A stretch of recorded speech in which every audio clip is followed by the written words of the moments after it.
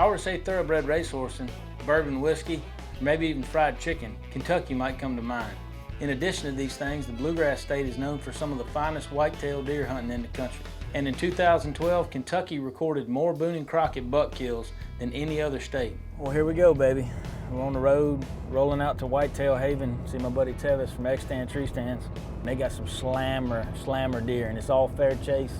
Tevis knows how to grow them out there, man. Matter of fact, the state record for Kentucky was killed 8 miles from the lodge we're going to be staying in, so that makes you feel good right there off the bat.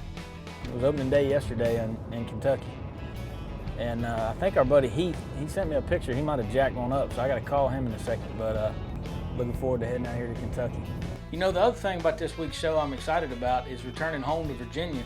I'm going to go hunting for the first time ever. To take my oldest daughter Addison out on a youth day hunt to try to get her first deer. I'm shaking. I'm so happy. I'm shaking. I can't believe it. I can't believe it. Well, we're rolling out to Kentucky, and I get a text from my buddy Heath, who was out there for opening day, and he's already got a good buck on the ground. 3 hours in, a good bachelor group come in. There was one about just like it. It was so early, and I said, yeah, I really don't want to be done. Then I got to looking and sized him up a little bit. Yeah. Oh, he's a shooter. He had more mass than I thought.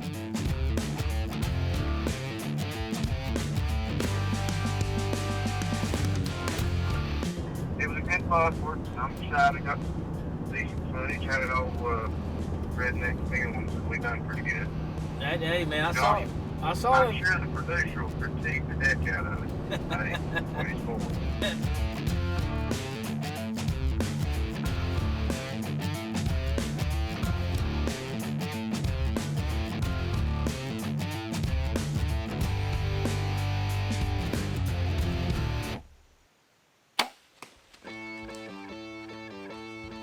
First time I've been hunting with the factor, full velvet buck. It's 80 degrees and I'm sitting here shimmering like we're one and done, boys. We're one and out. We're done. I'm tore up, I can't even talk, my knees are shaking. I don't even know why I was questioning shooting. I mean, the bucks just kept falling out.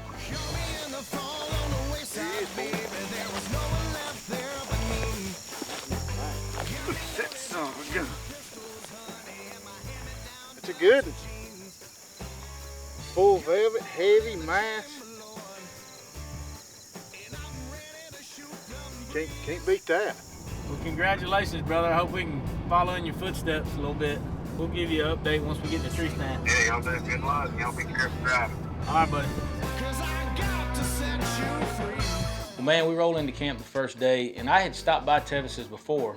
When I got involved with X-Stand Tree Stands, Tevis was a big part of the company at the time, and so we got to meet each other, and I actually came to his house. And he's got it going on, man. He's got a 5-star lodge, maybe even, they might need to add another star, because that is like a 6-star lodge. Mother Mary trying to help me now. These people try to watch me bleed. Look at the deer on the wall. That'll tell you something right there. It is unbelievable, and his wife just rocks it in the kitchen, man. She is absolutely incredible. So we've got a deluxe accommodations, and we've got some of the most prime whitetail deer hunting property in the country to hunt on. I mean, just shy of getting to hunt with a legend who pioneered outdoor TV. You know, this place has pretty much got everything. Well, as it turns out, they got that too. Yes. Yes.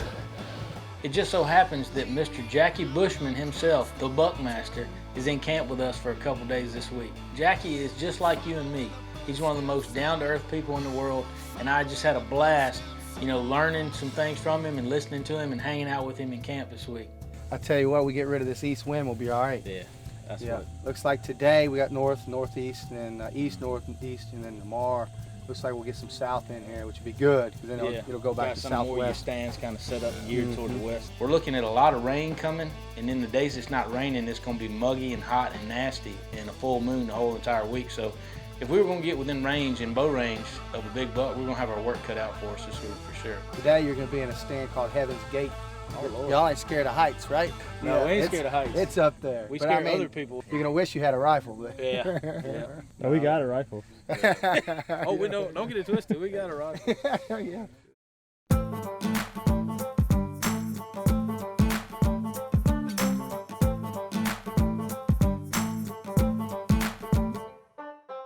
our first evening in the tree stand. We're sitting on a little bean field. It looks like a good spot. It'd just be so many beans. It's just a matter of if one wants to walk right here in bow range. We're gonna sit tight day one, see how it goes.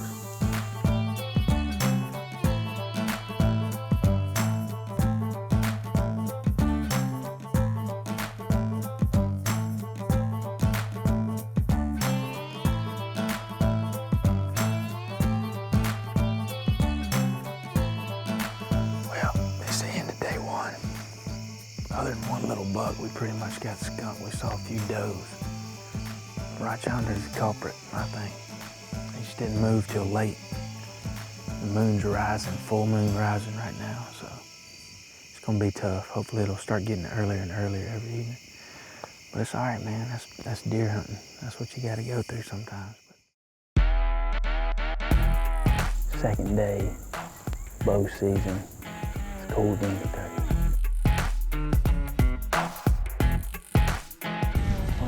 Dearly beloved, we're gathered here today to shoot a 10-pointer in the heart. We're heading into the same little spot we hunted this morning in the rain. I had that 10-pointer come around the corner. We don't have any footage of him, but couldn't get a shot at him. He looked in the blind, so we're getting up in this tree stand. Jackie's been hunting here all week, and he's been seeing some good bucks. Had a buck came in just out of range, man, nice buck. So Jackie, he's trying a different place. We're gonna jump in his stand and hope that the law of averages will play in our favor, and this spot's due for a big buck, so we're gonna climb up here and see. Sorry if I kill your deer in advance, Jackie. Man's gotta do what he's gotta do, you know?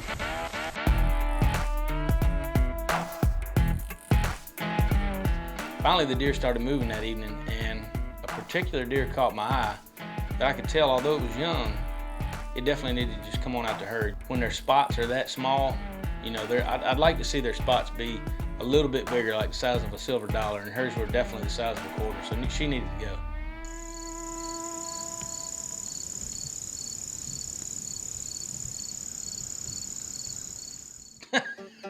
I'm just kidding, man. I wonder how many people I scared out there. Did I scare y'all thinking I was gonna shoot that fawn and ruin hunting for everybody? Might be able to make one deer steak hoagie out of that thing.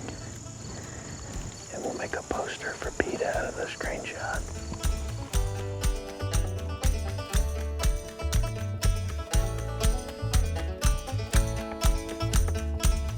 We did get to see a real pretty velvet 8, man. He just wasn't quite old enough, but he came out and stood in bow range for a while, and it's cool to see him in velvet like that. This definitely, in a couple years, he's gonna be a good one. I'm pushing the limits of a loud whisper. These bucks are like 20 yards away. But this has been the first day where I felt like we were really deer hunting. The full moon's been kicking our butt. But you can't do anything about that no matter where you are. That moon's getting smaller every day. Our odds are getting better every day, so we're gonna stick with it. Well, we got back to camp that night and there was 2 good bucks on the ground. One of the bucks was in full velvet and the other was a giant 160 plus stud that Tevis had on trail camera. I missed a couple points, boys. Well, they found this buck the next day at lunch and it looks like the weather's broke and the deer are finally gonna start to move. We just had the first couple deer come out of the evening. Got a soybean field out here in front of us. And this is the spot where they've been getting the trail camera pictures of that big 170 plus inch deer. He's a stud and hopefully he walks by tonight. But if he doesn't, and there's does standing out here and it's getting dark, we might pop one in them too. It's about that time. I can't find a whiskey glass that's quite tall enough for that extra gear in my old truck. 'Cause I'm restless, baby.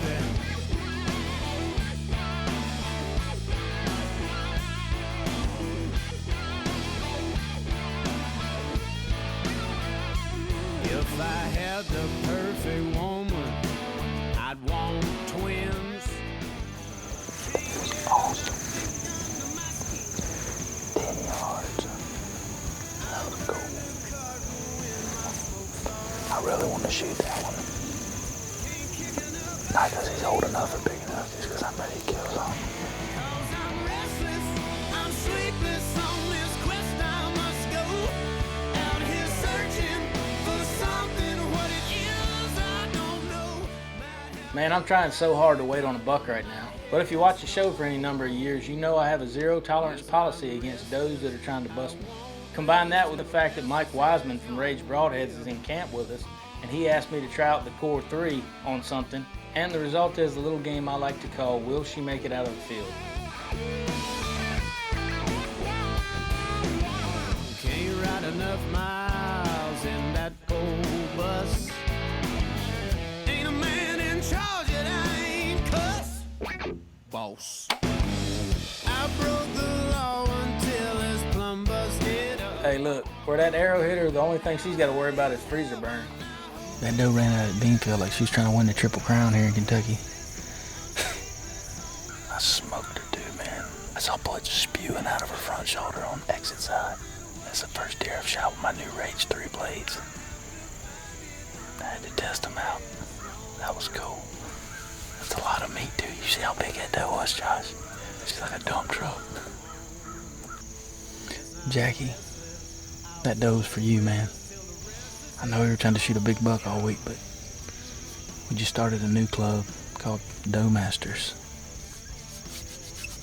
And I'll be the doe master. You can be the buck master.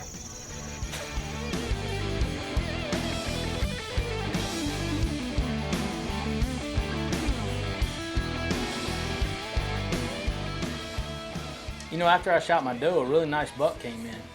And a lot of places I'd have shot this deer, particularly in my backyard, he'd have been dead. I thought that was our shooter, and we saw his rack for a second. He stepped out, just like it was meant to be on the last evening in the last 15 minutes. But you know, he just wasn't quite the caliber of buck Tevis once shot on his place. And add in the fact that my tag lasts through gun season, we gave him a pass. I couldn't help myself, man. I had to shoot a doe. You gotta do it. I like putting them back in the quiver when they look like that. That's pretty. Back straps in the freezer, baby. Well, actually, they're at the end of the bean field, but they fixing to be in the freezer. See that?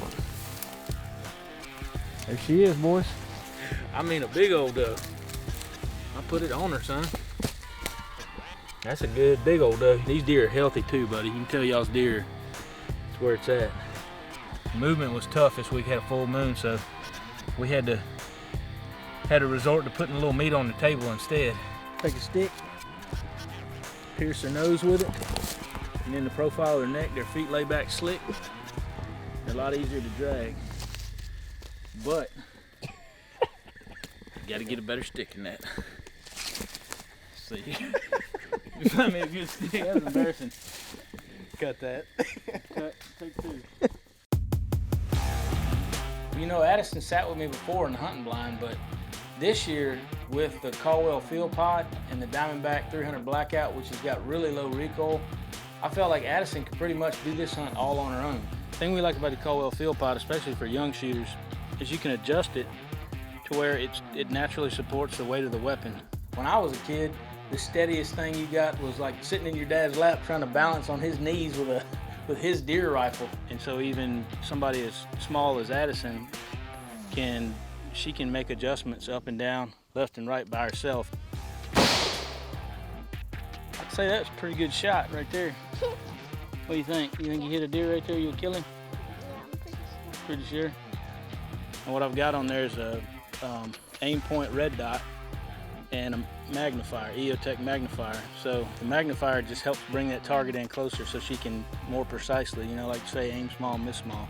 I'm filming, first of all, so apologize right away, because I'm trying to be dad on my kid's first hunt and try to get decent footage of it. So I'm having kind of a hard time. I want to be there for Addie to kind of help her do the right thing, but it actually turned out good because she got to do it all by herself.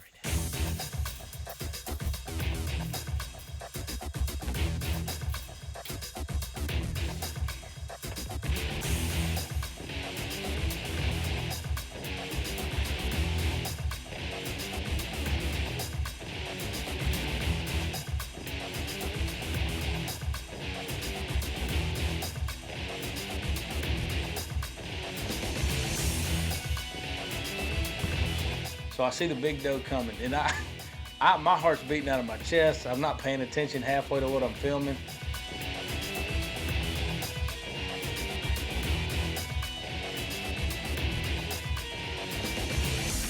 I wanted so much to be giving her instruction, but in the heat of the moment, too much instruction most of the time gets in the way. So I just said, you know, hold that red dot right where we practiced.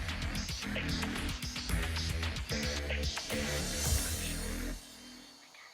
behind his shoulder.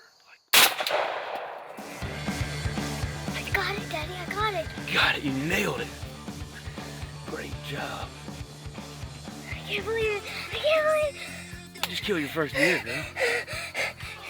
Just drilled her. She went down in her tracks, and it looks like from the video where she dropped, it hit her spine, but it just exploded her heart, hit her dead center in the 10 ring. Wow. I can't believe it. I can't believe it. I can't either. That was awesome. You smoked that deer, girl. Man, I tell you, I've never been more excited or more proud, because you can see how excited Addie was in this scene right. She's jumping up and down, and she's just having the time of her life. I'm shaking. I'm so happy. I'm shaking. I can't believe it. I can't believe it. I mean, you dropped her, girl. Let's go see. Let's go see. Wait. Let's give her a second. And I had a memory card get full in the camera, so I'm digging for another memory card, and she goes, "Daddy, there's another deer. Can I shoot it?" I said, "Yeah, absolutely." And I took the gun and stuck it out the other window, and I was thinking, "Yeah, shoot it in a minute when Daddy's ready." Well, I went back to get the other memory card.